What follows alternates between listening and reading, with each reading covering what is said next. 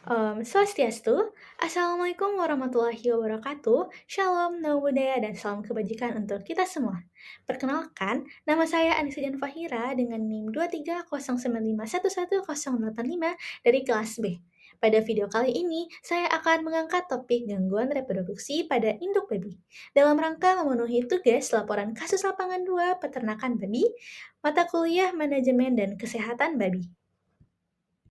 Adapun topik bahasan yang akan dibahas pada video kali ini meliputi latar belakang permasalahan, tujuan, dan kesimpulan dan saran. Produksi babi memainkan peran penting dalam konsumsi daging global, menyumbang 34% dari pasokan daging di dunia. Selama 6 dekade terakhir dari 1962 hingga 2022, konsumsi daging babi telah meningkat, yang mengarah ke peningkatan produksi daging babi global yang mengesankan sebesar 130%. Pada tahun 2024, populasi babi global mencapai 1,25 miliar dengan produksi daging babi mencapai 114,20 juta ton. Tiongkok menyumbang 84% dari populasi babi dunia, diikuti dengan Uni Emirat sebesar 223,2 juta ekor. Selama dekade terakhir, faktor kunci yang mendorong pertumbuhan ini adalah peningkatan signifikan dalam kinerja reproduksi, khususnya kemajuan dalam pembiakan dan manajemen babi hibrida modern. Peningkatan ini secara langsung berkontribusi pada peningkatan jumlah anak babi yang disapi per induk babi per tahun. Namun, gangguan reproduksi induk babi secara serius memengaruhi pembangunan ekonomi dan berkelanjutan dari industri peternakan babi. Gangguan reproduksi pada induk babi menunjukkan berbagai manifestasi klinis, diantaranya adalah sindrom Smedi, yang menunjukkan gangguan kehamilan pada induk babi.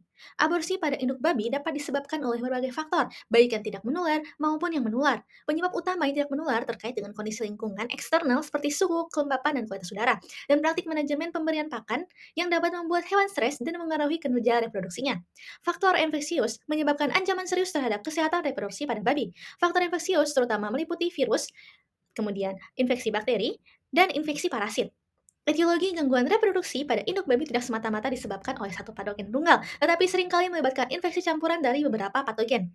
Faktor non-infeksi memainkan peran yang lebih signifikan dalam gangguan reproduksi induk babi daripada faktor infeksius. Namun, gangguan reproduksi dapat disebabkan oleh faktor non-infeksius dapat dikelola dengan lebih efektif melalui perubahan dalam praktik manajemen terpadu daripada faktor infeksius, yang dapat menimbulkan risiko lebih besar untuk wabah pandemi.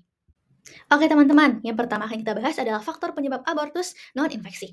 Faktor non-infeksi yang mempengaruhi kinerja reproduksi induk babi menyumbang lebih dari 70% aborsi dan kematian janin pada induk babi, dengan faktor lingkungan eksternal dan praktik manajemen menjadi kontributor utama. Suhu dan kelembapan memainkan peran penting dalam sekresi hormon dan kesehatan reproduksi secara keseluruhan pada induk babi. Secara khusus, suhu dan kelembapan yang tinggi dapat menyebabkan stres panas, yang mempengaruhi sekresi hormon dan dapat menyebabkan penyakit kulit dan anggota tubuh. Akibatnya, pemeliharaan yang tidak tepat dapat mengganggu sistem endokrin induk babi yang akhirnya menyebabkan regresi, luteal, dan aborsi.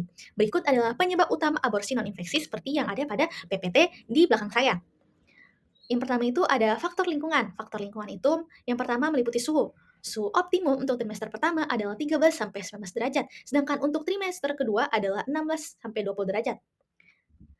Untuk 28 derajat Celcius memperpanjang kematangan seksual babi betina, sedangkan suhu di atas 30 derajat Celcius menyebabkan ketidakseimbangan sistem endokrin pada babi betina. Stres panas akibat suhu tinggi akan menyebabkan sekresi estrogen menurun, estrus abnormal, mempengaruhi tingkat kepentingan induk babi, perlekalan embrio, perkembangan embrio, dan menyebabkan aborsi dan peningkatan jumlah anakan yang lemah. Yang kedua dari faktor lingkungan adalah kelembapan. Kelembapan relatif yang tepat untuk pembibitan induk babi adalah 60-70%.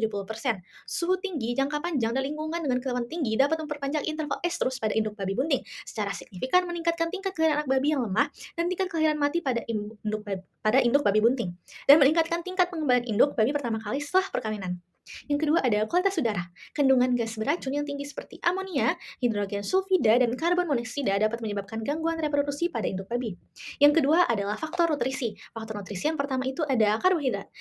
Tingginya tingkat karbohidrat atau energi menyebabkan penumpukan lemak di sekitar rahim dan menghambat perkembangan folikel, sehingga mempengaruhi pembuahan dan implantasi. Asupan energi yang tidak mencukupi selama masa laktasi dapat mengganggu perkembangan embrio, memperpanjang interval estrus, dan mengurangi kesuburan pada induk babi setelah penyapihan. Yang kedua ada protein. Kekurangan protein menghambat perkembangan sistem reproduksi dan menunda estrus. Vitamin, yang ketiga ada vitamin. Kekurangan vitamin E menyebabkan anoreksia, sintesis hormon seks terhambat, dan degenerasi luteal. Sementara kekurangan vitamin A dan vitamin D dapat menyebabkan ketidakseimbangan kekebalan tubuh yang meningkatkan resiko keguguran. Yang ketiga, ada mikotoksin. Zearalenone amnesia, aborsi, penyumbatan imitasi embrio, dan kematian janin, atrofi, ovarium, dan lain-lain. Yang kedua ada deoksinivalenol, itu dapat berakibat penghambatan pematangan oosit dan perkembangan embrio sehingga menyebabkan penurunan tingkat konsepsi. Dan yang terakhir ada alkaloid ergot yang menyebabkan penghambatan pertumbuhan aborsi, gangguan reproduksi, dan aglatia. Yang ketiga ada faktor teknologi. Faktor teknologi seperti inseminasi buatan dapat menyebabkan kontaminasi bakteri dan jamur pada sperma babi hutan dan meningkatkan risiko infeksi pada babi betina yang diinseminasi sehingga mengurangi kinerja reproduksinya. Baik, sekarang kita masuk ke faktor kedua, yaitu faktor infeksius penyebab abortus. Berikut adalah patogen utama yang terlibat dalam gangguan reproduksi babi betina. Yang pertama itu ada virus.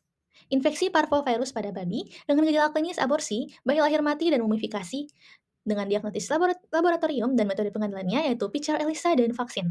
Kemudian ada pseudorabies babi dengan gejala klinis penyakit pernafasan dan saraf akut dan aborsi. Diagnosis dan metode pengendaliannya adalah PCR-ELISA, ELISA, dan vaksin. Kemudian ada encephalitis Jepang B dengan gejala klinis aborsi, lahir mati, dan orkitis akut. Adapun diagnosis dan metode pengendaliannya berupa RT-PCR, LAT, dan vaksin. Yang kemudian, yang terakhir ada demam babi klasik dengan gejala klinis, demam, anoreksia, dan depresi. Diagnosis dan metode pengendaliannya adalah RT-PCR, FAVN, dan vaksin. Patogen kedua adalah bakteri. Brucellosis dengan gejala klinis Plasenitis. Diagnosis dan metode pengendaliannya adalah kultur bakteri dan depopulasi seluruh kawanan. Kemudian ada Listeria dengan gejala klinis meningitis aborsi. Diagnosis dan metode pengendaliannya adalah PCR dan antibiotik. Chlamydia dengan gejala klinis aborsi, lahir mati, dan orkitis akut dengan diagnosis dan metode pengendaliannya adalah IHC dan antibiotika. Kemudian ada Leptospira dengan gejala klinis demam, anoreksia, dan depresi. Adapun diagnosis dan metode pengendaliannya adalah PCR dan vaksin.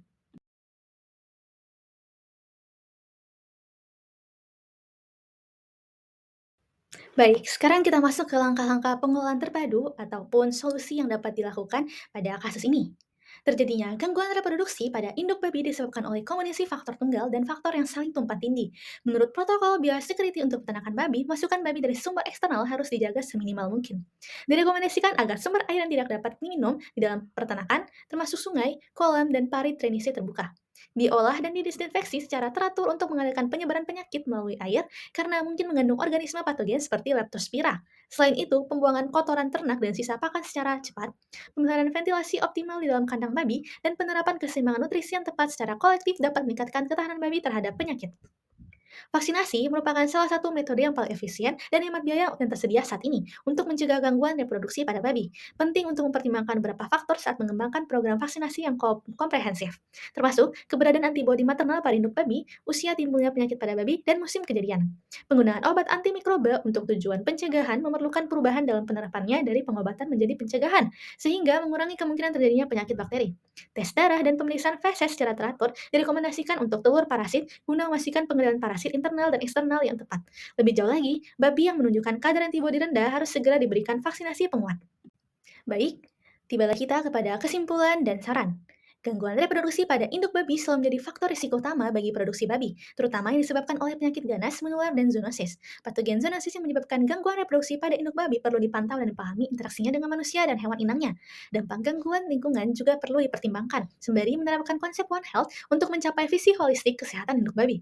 Konsep ini tidak hanya mencakup babi, tapi juga hubungan timbal balik antara manusia, babi, dan organisme lain untuk ekosistem pertanian. Pendekatan ini bertujuan untuk memahami secara komprehensif status kesehatan semua organisme biologis di peternakan skala besar. Oleh karena itu, konsep One Health tidak hanya berkaitan dengan pencegahan kritis kesehatan pada babi, tetapi juga terkait erat dengan pemeliharaan kesehatan, kualitas lingkungan, dan standar gizi pakan ternak. Dapat disimpulkan bahwa kesehatan manusia dan babi dapat ditingkatkan melalui pendekatan One Health. Keberhasilan konsep One Health bergantung pada upaya kolaboratif lintas berbagai sektor, termasuk kedokteran manusia dan kedokteran hewan, serta kesehatan lingkungan dan satwa liar. Pendekatan kolaboratif ini akan membantu mengurangi dan mencegah wabah penyakit zoonosis di masa mendatang.